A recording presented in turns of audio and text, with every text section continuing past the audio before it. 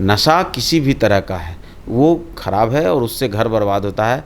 लेकिन जो भारतीय समाज में देखा गया जो और भी चीज़ें हैं कि शराब का नशा सबसे खराब होता है। और हमारे जो संरक्षक महोदय हैं जीतन राम मांझी जी, वो भी शराबबंदी के खिलाफ नहीं हैं। वो शराबबंदी के अंतर्गत जिस तरह के कानून हैं उसमें कई बार उन्होंने कुछ बदलाव की मांग की, कई बार बदलाव हुआ भी और 3 बार समीक्षा हो चुकी है। उन्होंने समीक्षा की बात की और इसको बेहतर तरीके से लागू किए जाएँ। जहाँ तक सूखे नशे का सवाल है तो ये बहुत ही भ्रामक बात है। देश में सबसे ज़्यादा सूखा नशा जो कहा जाता है कि पंजाब में है, पंजाब में तो शराबबंदी नहीं है। सूखा नशा न हो इसके प्रति काम किया जाएगा, इस पर लोगों को अवेयर किया जाएगा, बच्चों को उससे दूर रखा जाएगा। इसके लिए सरकार काम करेगी। ये थोड़े है कि सूखा नशा कम करने के लिए शराब का बिहार की राजनीति में मंत्रिमंडल का विस्तार होने वाला है कुछ ही दिन में और उसके पहले लगातार सियासी गलियारों में काफ़ी सारी चर्चाएं हो रही है। ऐसे में जीतन राम मांझी की पार्टी हम में आखिरकार कितनी मंत्री मिलेंगे, क्या फिर से दोबारा मंत्री पद मिलेगा, इन सारे मुद्दों पे खास बातचीत करने के लिए हमारे साथ राष्ट्रीय प्रवक्ता हम के श्याम सुंदर जी हैं। सीधे जुड़ेंगे। श्याम सुंदर जी, सबसे पहला सवाल, इस बार भी क्या आप लोग दावेदारी अपनी पेश कर रहे हैं? देखिए, मंत्रिमंडल में कोई दावेदारी पेश नहीं होती है, लेकिन हाँ, जहाँ तक अभी तक एनडीए का मॉड्यूल है और जो काम करने का तरीका है एनडीए में कि सारे घटक दलों को साथ लेकर के चलते हैं। और आपने देखा होगा कि जब भारतीय जनता पार्टी को केंद्र में स्पष्ट बहुमत था तब भी उन्होंने अपने घटक दलों को साथ लेकर के चलने का काम किया। और बिहार में भी हम लोग लगातार, चाहे नीतीश कुमार जी जब तक मुख्यमंत्री रहे और जनता दल यूनाइटेड के नेतृत्व में सरकार चली तो तब भी सारे घटक दलों को एक उनका स्थान मिला।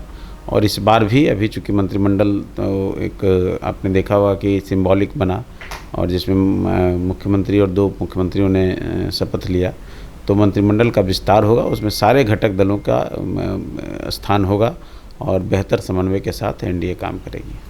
अगर एनडीए की बात करें तो 5 घटक दल है, हर कोई अब ज़्यादा से ज़्यादा मंत्री बनना चाहता है। उधर अगर एलजेपीआर की बात करें तो वहाँ पर 2 मंत्री पहले थे, अब वो लोग 3 मंत्री की बात कर रहे हैं। तो आप लोग भी चाहते हैं कि ज़्यादा से ज़्यादा मंत्री आपकी पार्टी से भी बने? देखिए, अब कौन सी पार्टी क्या चाहती है ये हम लोगों के स्तर की बात है भी नहीं। हम लोगों के पास इस तरह की चर्चा भी नहीं होती। और अधिकार है, सारे दल के लोग चाहते हैं कि उनका ज़्यादा से ज़्यादा हिस्सा हो सरकार चलाने में या और भी चीज़ों में, तो ये कोई अस्वाभाविक चीज़ नहीं है। बाकी हमारे दल का जो विषय है तो ये हमारे नेता दोनों तय करेंगे और एनडीए के प्लेटफॉर्म पे जब बात होगी तो ये सारी चीज़ें, देखिए, पब्लिक प्लेटफॉर्म पे बात नहीं होती है, ना मीडिया में बात होती है। ये सब गॉसिप चलता रहता है। जब तक गठन ना हो जाए, जब तक चीज़ें सामने ना आ जाएं, तब तक कई तरह की बातें चलेंगी। एज ए कार्यकर्ता पूछिएगा तो हम लोग चाहते हैं कि मंत्रिमंडल में हमारा स्थान बढ़ जाए, मंत्रिमंडल में और हमारा काम जो हम जिस विभाग में कर रहे हैं उससे ज़्यादा हमको काम करने को मिले। तो ये तो एज ए कार्यकर्ता हर कोई पार्टी के लोग चाहते हैं, लेकिन पार्टी की तरफ से ऐसा कोई दबाव, कभी प्रेशर हम पार्टी ने नहीं बनाया है। चाहे सीटों के मामले में आपने देखा होगा, चाहे और भी चीज़ों में देखा होगा, हम पार्टी एनडीए की सबसे विश्वस्त एलाइज के तौर पे काम करती है और गठबंधन जितनी सहजता से चले उसके प्रति काम करती है। एक सवाल ये भी ले लेते हैं, क्योंकि बिहार की राजनीति में इन दोनों शराबबंदी कानून को लेकर भी लगातार बयानबाजियों का दौर है। आपने देखा भी है, सदन में भी काफ़ी बातें उठी।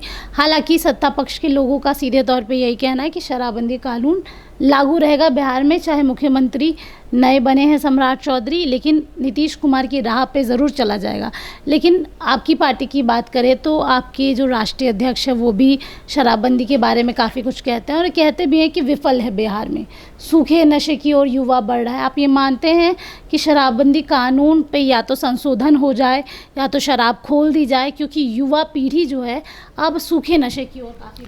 देखिए, ये सब भ्रामक बातें चलती हैं। और हमारे राष्ट्रीय अध्यक्ष जी का जहाँ तक सवाल है, संतोष मांझी जी ने हमेशा शराबबंदी की समर्थन की बात की है। और हमारे जो संरक्षक महोदय हैं जीतन राम मांझी जी, वो भी शराबबंदी के खिलाफ नहीं हैं। वो शराबबंदी के अंतर्गत जिस तरह के कानून हैं उसमें कई बार उन्होंने कुछ बदलाव की मांग की, कई बार बदलाव हुआ भी और 3 बार समीक्षा हो चुकी है। उन्होंने समीक्षा की बात की और इसको बेहतर तरीके से लागू किए जाएं और जो गरीब परिवार के लोग हैं, जो कहीं में छोटा मोटा काम करते हैं, कुछ थोड़ा बहुत पीने के अति में पकड़े जाते हैं या गरीबी में बहुत सारे तस्कर उनसे कुछ काम कराते हैं, तो वैसे लोग फंस जाते हैं। तो उस पर उन्होंने आपत्ति जताई है और कहा है कि जहाँ जो इसका जड़ है, जो इसके मूल लोग हैं, जो इसको बढ़ावा देने वाले लोग हैं, वैसे लोगों पर कार्रवाई हो, गरीबों पर ज़्यादा कार्रवाई ना हो। उसको कॉरम पूरा करने के लिए जो अधिकारी होते हैं वो अपना एक डाटा बनाने के लिए भी ऐसा काम करते हैं, तो उन चीज़ों पर उनकी आपत्ति रही है। जहाँ तक सूखे नशे का सवाल है तो ये बहुत ही भ्रामक बात है। देश में सबसे ज़्यादा सूखा नशा जो कहा जाता है कि पंजाब में है, पंजाब में तो शराबबंदी नहीं है। शराबबंदी पंजाब में खुलेआम शराब बिकता है। आप चले जाएं बंगाल में कितना सूखा नशा है, वहाँ तो खुलेआम शराब बिकता है। दिल्ली में शराब खुलेआम बिकता है, वहाँ तो एक पर एक फ्री कर दिया था केजरीवाल सरकार ने, फिर भी वहाँ में सूखे नशे का सवाल है। तो ये दूसरी चीज़ है। हम इससे जस्टिफाई नहीं कर सकते कि सूखा नशा है इसलिए गीला नशा हम चालू कर दें और ये हो रहा है तो ऐसे कर दें। ये कोई मसला नहीं है। नशा किसी भी तरह का है वो ख़राब है और उससे घर बर्बाद होता है। लेकिन जो भारतीय समाज में देखा गया जो और भी चीज़ें हैं कि शराब का नशा सबसे ख़राब होता है। आप लोगों ने जब गांव देहात में देखा होगा किस तरह से परिवार इसकी जद में आकर बर्बाद होते हैं, या और भी बड़े बड़े महानगरों में शराब के अंदर क्या क्या घटनाएं घटी सबको मालूम है। सूखा नशा न हो इसके प्रति काम किया जाएगा, इस पर लोगों को अवेयर किया जाएगा, बच्चों को उससे दूर रखा जाएगा। इसके लिए सरकार काम करेगी। ये थोड़े है कि सूखा नशा कम करने के लिए शराब का तो शराबबंदी कानून विफल ही है। आपको भी पता है कि होम डिलीवरी हो जाती है, 5 मिनट में घरों पे मिल जाते हैं, लेकिन फिर भी ये कहना कि बिहार में शराबबंदी एकदम सफल योजना। जो लोग ये बात करते हैं उनको ज़रा कहिए अपने घर पे डिलीवरी मंगवा करके हमको खबर कर दे, फिर उनको पता चल जाएगा कि शराबबंदी कानून लागू है कि नहीं है। जिनको लगता है, देखिए आप कुछ भी करेंगे, देश में मर्डर का कानून है, मर्डर नहीं हो रहा है क्या, तो इसका मतलब वो कानून को ख़त्म कर दें। देश में दहेज नहीं होना चाहिए, उसकी समीक्षा होनी चाहिए, उस पर और शिकंजा कसना चाहिए, उसको और रोकने का प्रयास करना चाहिए, ये सब चीज़ होना चाहिए। ये नहीं कि अगर तो सारे कानून को ख़त्म कर देना चाहिए। आईपीसी की जितनी धाराएं हैं ख़त्म कर दीजिए, उसको लोगों को क्राइम की छूट दे दी जाए, क्योंकि क्राइम तो हो रहा है। लेकिन ये जजेज, ये पुलिस, ये सारी व्यवस्था सब बेकार है। फिर ये कभी किसी भी चीज़ को आप कह लें, आप घर में 10 परिवार होता है तो वहाँ क्या अनुशासन पूरी तरह से कायम रहता है। वहाँ भी कोई बच्चा बिगड़ैल हो जाता है, कोई कुछ करता है तो उसको लोग संभालने का प्रयास करते हैं।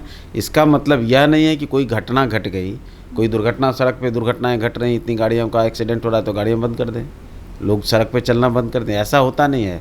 आप उसको सकारात्मक दृष्टिकोण में और कैसे उसको बेहतर तरीके से लागू कर सकते हैं, कैसे समाज को हम उससे बचा सकते हैं, कैसे नई पीढ़ियों को उससे दूर रख सकते हैं, इसके प्रति हम काम करेंगे और उसके लिए अवेयर करेंगे।